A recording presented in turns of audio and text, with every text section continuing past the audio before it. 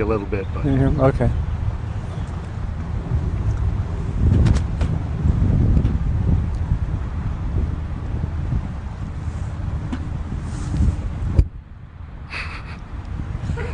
now, all right. I'm at the San Onofre nuclear power plant.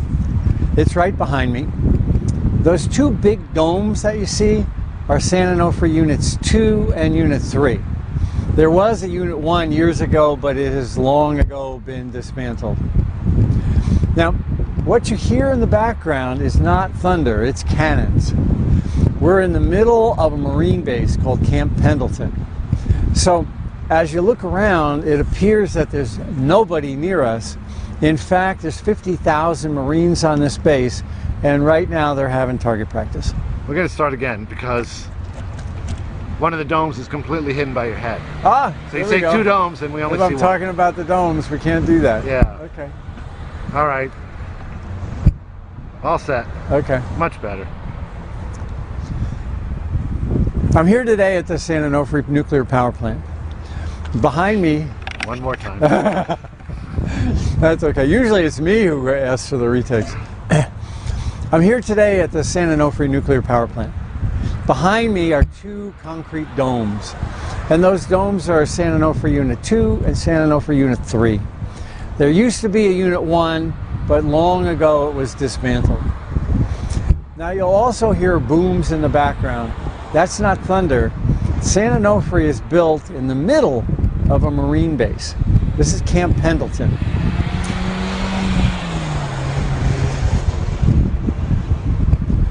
Now next to the domes behind me are the turbines. You'll see they're kind of an orange shape, and they're long, and they're spinning at... Next to me are the plant turbines. The domes are the biggest component, but all that metal that's out on the water side of the domes is in fact where the steam goes and where the electricity is created. The other devices there that look kind of ungainly with pipes coming in and out are moisture separator reheaters, and they're used to change some of the wet steam into drier steam. Now let me talk about the noise in the background here. What you're hearing are cannons being fired by the Marines on what's likely the largest Marine base in the world. The San Onofre power plant is right in the middle of Camp Pendleton, and there's about 50,000 Marines and civilians supporting them here at all times. Today they happen to be having cannon practice. Well, as you look around, you'll see that there's hardly any homes nearby with the exception of the quarters for all the Marines. It looks like it's the ideal spot for a nuclear power plant. But up in the distance, literally 3 miles away, are the hills of San Clemente. Of course, that name might be familiar because that, of course, was where Nixon had his home and is the home of the Nixon Library now.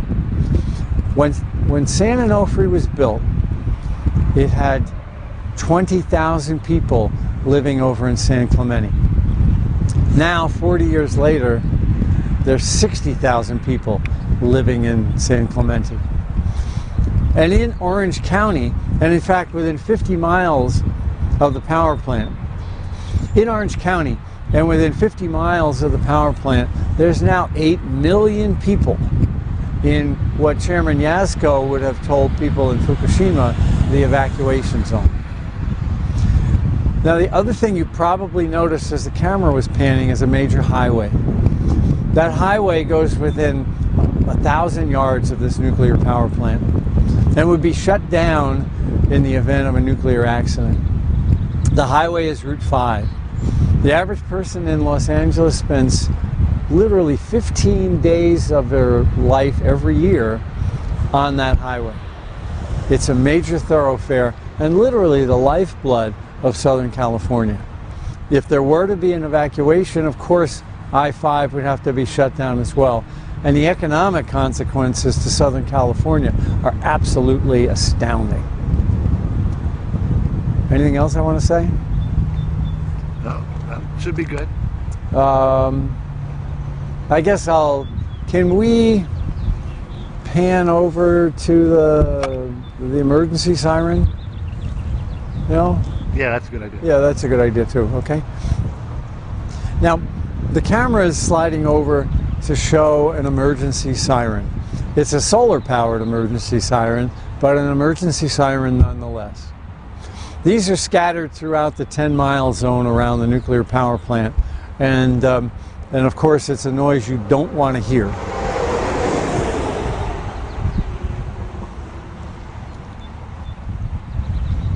I guess that's it. I don't know what else we can talk about.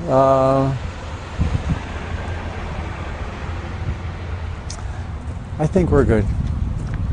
Well, let's not, don't tape me yet. All right. Yeah. Okay.